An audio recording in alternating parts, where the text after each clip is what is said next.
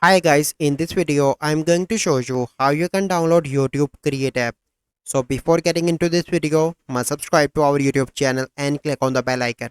So the first step you simply need to do is to open Play Store and search for YouTube Create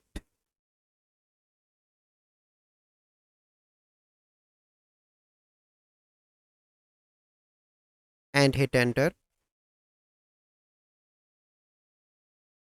But here you can see that there is no YouTube Create app. So how you can download? You simply need to go back and open any browser and search for the YouTube Create. So here you can see this app.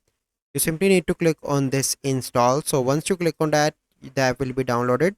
But if you see this message, this item isn't available in your country, so you need to wait for a few days because YouTube is rolling out this new app in different countries and currently it is in beta phase, as you can see here.